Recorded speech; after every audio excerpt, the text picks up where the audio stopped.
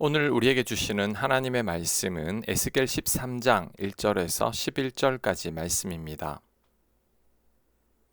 1절 이스라엘 장로 두어 사람이 나와 내 앞에 앉으니 여호와의 말씀이 내게 임하여 이르시되 인자야 이 사람들이 자기 우상을 마음에 들이며 죄악의 걸림돌을 자기 앞에 두었으니 그들이 내게 묻기를 내가 조금인들 용납하랴 그런즉 너는 그들에게 말하여 이르라 나 주 여호와가 말하노라 이스라엘 족속 중에 그 우상을 마음에 들이며 죄악의 걸림돌을 자기 앞에 두고 선지자에게로 가는 모든 자에게 나 여호와가 그 우상의 수요대로 보응하리니 이는 이스라엘 족속이 다 그 우상으로 말미암아 나를 배반하였으므로 내가 그들이 마음 먹은 대로 그들을 잡으려 함이라. 아멘.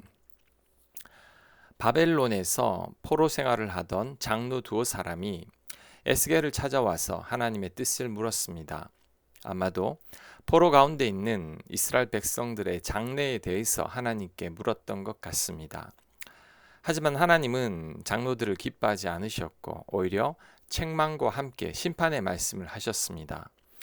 그 이유는 장로들의 마음에는 우상과 죄악이 가득했기 때문입니다.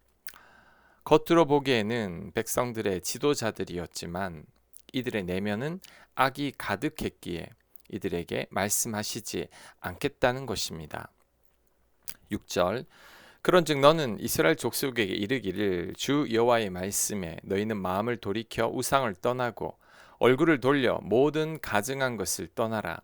이스라엘 족속과 이스라엘 가운데에 거주하는 외국인 중에 누구든지 나를 떠나고 자기 우상을 마음에 들이며 죄악의 걸림돌을 자기 앞에 두고 자기를 위하여 내게 묻고자 하여 선지자에게 가는 모든 자에게는 나 여호와가 친히 응답하여 그 사람을 대적하여 그들을 놀라움과 표징과 속담거리가 되게 하여 내 백성 가운데서 끊으리니 내가 여호와인 줄 너희가 알리라. 아멘. 자, 하나님은 장로들이 우상과 죄악에서 먼저 떠나라고 말씀하셨습니다.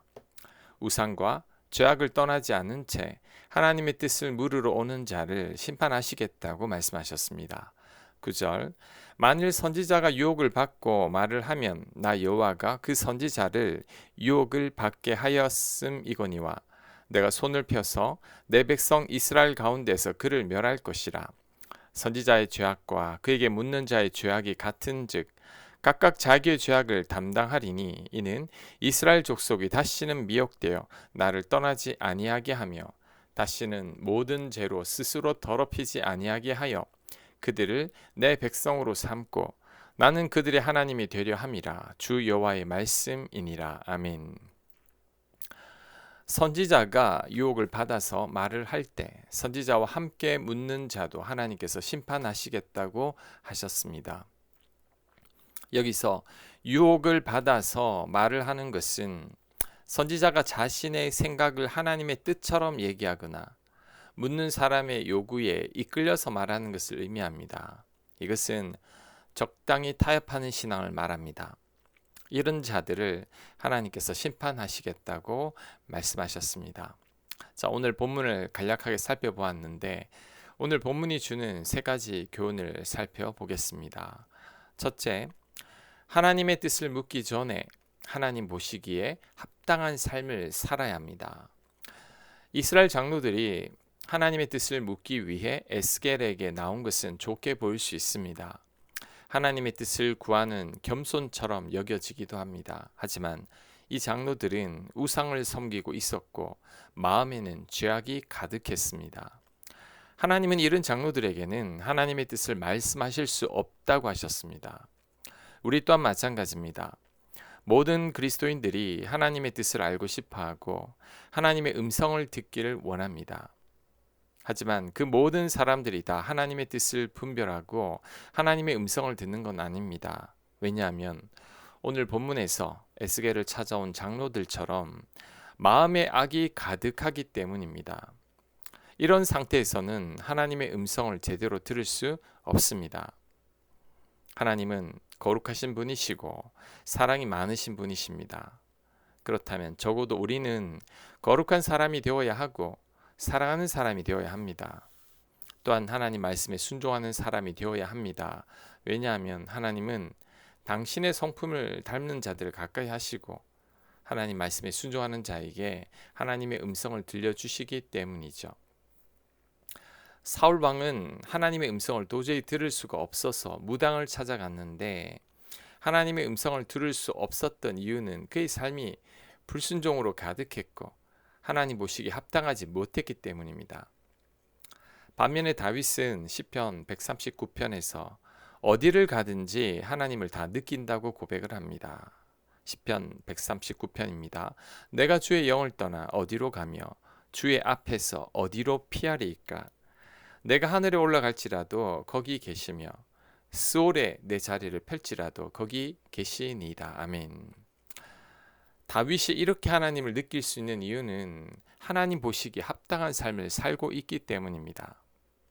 그러므로 하나님의 음성을 듣길 원한다면 먼저 내가 하나님 보시기에 합당한 자가 되어야 하고 내 안에 죄가 없어야 합니다.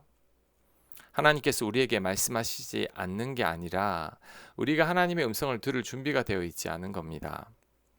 우리가 하나님 보시기에 합당한 자가 되었을 때 하나님은 늘 말씀하실 겁니다. 오늘 본문이 주는 두 번째 교훈은 우리는 두 마음을 품으면 안 된다는 겁니다.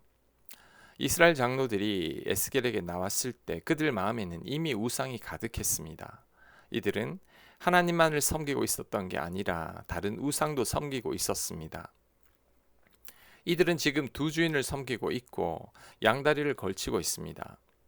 하나님은 이런 자들에게 말씀하시지 않으십니다. 우리도 두 마음을 품고 살아갈 때가 많습니다. 겉으로는 하나님을 섬긴다고 말하지만 우리 안에는 우리가 깨닫지 못하는 우상들이 있습니다. 이 우상으로 인해 하나님과 깊은 관계 속으로 들어가지 못하고 있다는 것을 우리는 명심해야 합니다. 자, 그렇다면 우리 안의 우상이 뭘까요? 우리가 하나님보다 더 관심을 가지고 있는 것들입니다. 우리 마음속에 하나님보다 더 동경하고 있는 것들입니다.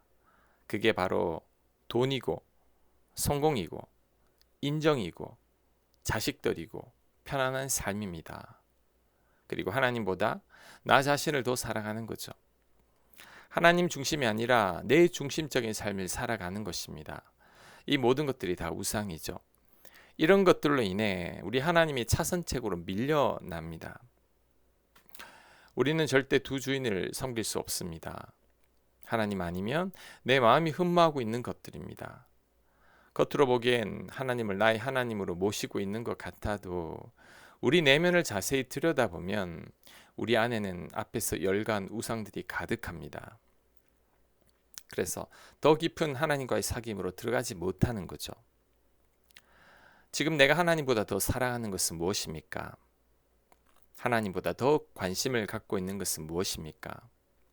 그것을 내려놔야 합니다. 우리의 주된 관심은 하나님이어야 하고 우리가 가장 사랑하는 대상은 하나님이어야 합니다. 그럴 때 늘 하나님의 음성을 듣게 될 것입니다. 하나님과 더 친밀한 관계 속으로 들어가게 될 것입니다. 자, 세 번째 오늘 본문이 주는 교훈은 위선을 조심해야 합니다. 에스겔을 찾아온 장로들은 지도자들이죠. 백성들에게 존경을 받고 있고 종교적으로도 거룩하고 경건한 모습을 지닌 자들입니다. 하지만 이들의 내면은 전혀 달랐습니다. 우상과 죄악이 가득했습니다. 이들이 바로 예수님께서 책망하셨던 회칠한 무덤과 같은 자들이었죠. 하지만 이들이 이렇게 이중적인 사람이었다는 것을 아무도 몰랐습니다. 이들은 여전히 사람들에게 존경과 인정을 받는 자들이었습니다. 하지만 중심을 보시는 하나님은 이들의 이중성을 꿰뚫어 보고 계셨던 거죠. 그래서 책망하셨고 심판을 선언하신 것입니다. 하나님은 우리가 진실하기를 원하십니다. 겉과 속이 같고 한결같은 자가 되길 원하십니다. 사람들은 겉으로 드러나는 모습을 보지만 하나님은 우리들의 중심을 보십니다. 그러니 우리들은 겉으로 보이는 모습이 아니라 우리 마음이 하나님 보시기 합당해야 합니다. 지금 내 마음을 다 아신 하나님 앞에 나는 어떠한 자로 서 있습니까? 중심을 보시는 하나님께 나는 인정을 받을 수 있습니까? 나는 위선적인 모습을 띠고 있지는 않은지요? 교회에서의 모습과 가정에서의 모습과 세상에서의 모습이 같습니까? 우리는 스스로를 늘 점검해야 합니다. 그래서 하나님 보시기에 온전한 자가 되어야 합니다. 그럴 때 하나님의 뜻을 물어도 금방 응답해 주실 겁니다. 하나님의 뜻도 쉽게 분별할 수 있고 하나님의 음성도 잘 듣게 될 것입니다. 아멘. 하나님의 뜻을 묻기 전에 우리가 하나님 앞에 온전한 자가 되게 하여 주시옵소서. 위선을 조심하게 하시고 두 마음을 품지 않도록 은혜 베풀어 주시옵소서. 예수님 이름으로 기도합니다. 아멘.